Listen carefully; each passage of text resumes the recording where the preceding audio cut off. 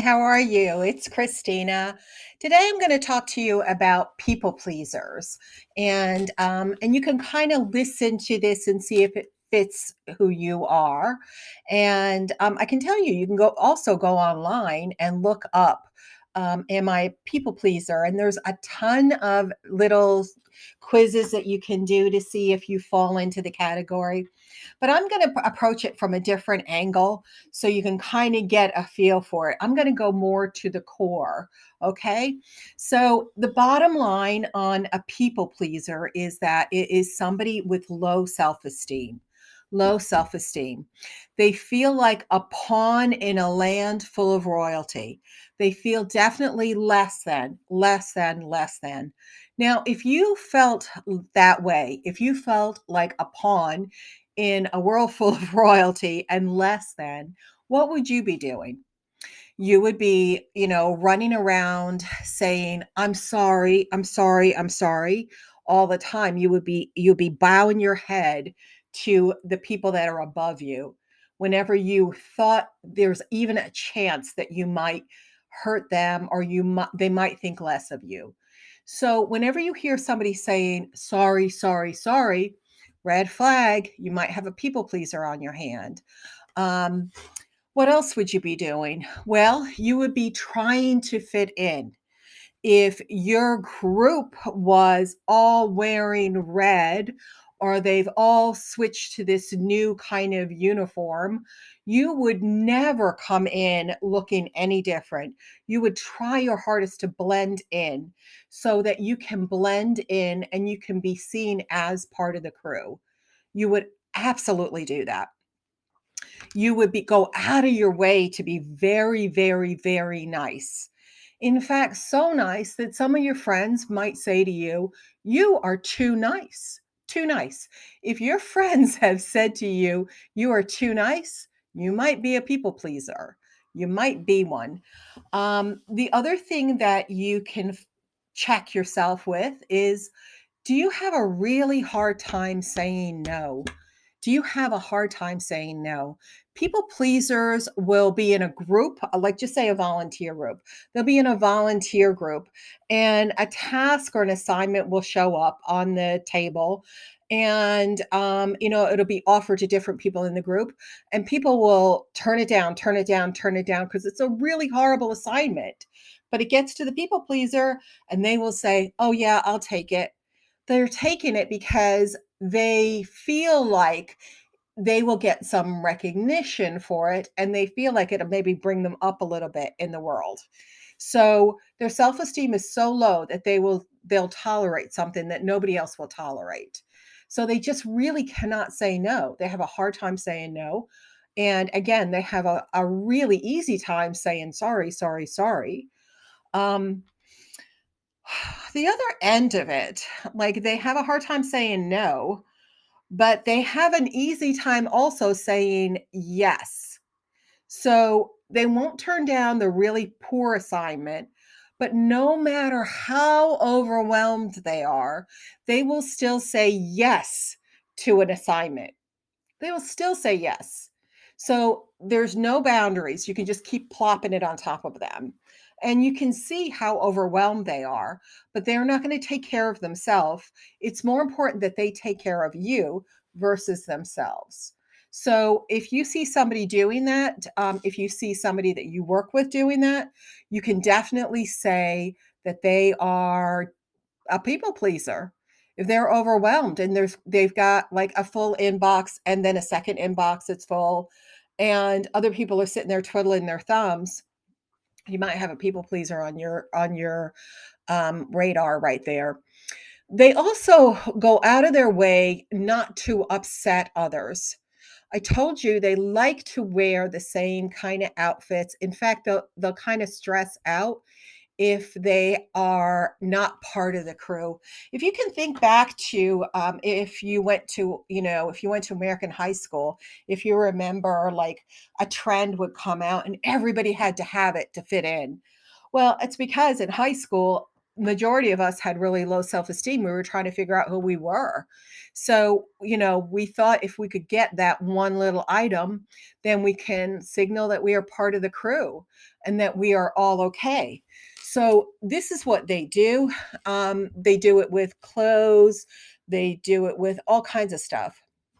The very interesting thing that they do, though, is they don't have an opinion until they've heard everybody's opinion. So, and they're really, really uncomfortable whenever there's a back and forth opinion happening in a group. So, if a group is, if the group is all of the same consensus, if everybody in the group is like, "Yes, we hate vanilla ice cream," then and they might love vanilla ice cream. They're not gonna say they love vanilla ice cream. They'll say, "Yes, that's right. I hate vanilla ice cream too. Isn't it the worst? Vanilla ice cream is the worst." But if somebody else in the group says, "Oh, no, I love vanilla ice cream," and there's a back and forth or it's an even, they will really be wanting to cut that all out because they can't win. They can't win. They want to please everybody all the time, right? So how are they going to please the vanilla and how are they going to please the chocolate and how are they going to, so they just can't do it. So they'll say, "Oh, come on now." They'll try to like calm the waters, calm the waters. So that's a perfect example of it. They cannot tolerate it. And maybe this is part of the reason why they are this way. They have probably, maybe, not always, I'm sure, but most likely they have been put into a situation of being like a peacemaker, somebody who smooths things over, somebody who is, you know, gets things continuing along in the middle of conflict. So a people pleaser is genuinely a workhorse. They will work hard like there's no tomorrow because they will be trying their best to please you. They will be too nice. They'll hurt themselves to help you. There's a saying like, "I'll set myself on fire so you'll keep warm." That's their motto. That should be their motto. They will people please, people please, people please. And then and they'll always say yes, even if they're overwhelmed. They'll rarely say no, even no matter how bad it is, how bad the assignment is. And they don't want to upset anybody, so they're frequently saying sorry. They are wanting to hear your opinion before they give their opinion. Again, people tell them they're way too nice.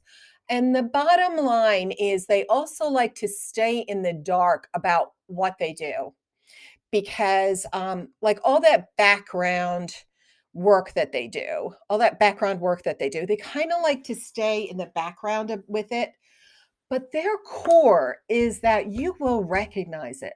So they'll be in the background, but they want you to say, "Oh, but look what, Jane did, or look what Fred did. Without Fred, we would have not gotten this far." But most likely, they're not gonna get that. They're not gonna get that because they don't stand up for themselves, and people will take advantage of them. There's vultures in this world and jackals all over the place, and the jackals will spot a people pleaser a mile away and use them. So, if you recognize yourself in any of that, just remember, a people pleaser stance is not going to be effective for you in the long run. It's going to be extremely rare that you're going to get recognition for all the stuff that you're busting your tail to do. You're not going to get flowers and recognition in this life. You might get it at the grave. They might come to the grave and say, "Oh, he was a saint or she was a saint. Oh, look at her." But what good is that? So if you want to change it, if you recognize yourself in any of that and you want to change it, then one of the things that you can do is, you can go to therapy, go to a therapist, or, talk to a good, wise friend, go to a coach who's going to help you with learning how to say no. I would say genuinely, one of the things that will change your life is the ability to say no. It will move you out of that people pleasing mode quickly because once you say no, you're going to get like a little boost of self-esteem because when you say no and people accept it, you're going to be like, oh, wait a minute, I got a superpower. So whenever you learn how to say no and put boundaries up and, not take what nobody else would do, not take the leftovers or the drudgery. And when you can stand in your own and have an opinion, your life will be so much easier.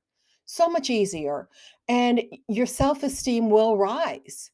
The people pleasing loop does not correct the problem. It doesn't correct the self esteem. It just perpetuates it. If you are thinking, if I do this job and I do it really well, I'm going to get recognition, and you don't get recognition, then your brain is going to say, look, I even did a job really well and nobody cared about me. It literally took you lower instead of raising you up. So it is a faulty premise to think that people pleasing is going to work. It doesn't work. Promise you, promise you. And also, it's pretty easy to spot. It's pretty easy to spot. I have to tell you a really quick story. I'm in a group and we do regular meetings, and we're meeting on Zoom on a regular basis. And one of the ladies that comes into the meeting, she is very frequently saying sorry. Sorry, sorry, sorry. Sorry. Oh, I don't know if my camera can see. Oh, my signal. Oh, I'm so sorry. Oh, I'm sorry. I'm sorry. I'm sorry. I'm sorry. Like it's ridiculous. She'll say it 4 times in a row. I'm sorry. I'm sorry. I'm sorry. I'm sorry. To the point where it's not even believable. And she's signaling that she is less than. It is really distressing for me to be on the whenever I'm on the, Zoom with her and she starts talking, I literally start getting distressed. Now, I can't take her inventory and say to her, "Hey, listen, you sound like a real people pleaser and you sound like you've got really low self-esteem. Do you want some help with that?" Because that's not my role. People come to me and ask for help. I don't like I'm not going to jump in there and start, dissecting her. But that's a perfect example though of like, oh my goodness, you can see it a mile away. The same way you can see confidence a mile away. You can look at somebody and say, oh, that's a confident man, or oh, that's a confident woman, or look at the way she did that. Wow, she's got a lot of confidence. You know, the same way I can hear her and see her on the Zoom call where she's like, "Sorry, sorry, sorry, sorry, sorry. Sorry, sorry, sorry." I can see, my goodness, she is, like, stuck in, you know, high school, like, early high school even, maybe even middle school or junior high, before high school. She's very stuck in that, "Oh, I have to do everything I can to help you guys." And, oh my goodness. So it's a really hard thing to learn, but I promise you, the minute that you do learn like little bit of confidence skills, the better off you'll be in the long run. And if you recognize any of that, please, please reach out and learn how to say no as the first step. I wish you well. If this was informative in any way, please like and subscribe, and I will see you next week. Take care. Bye bye now.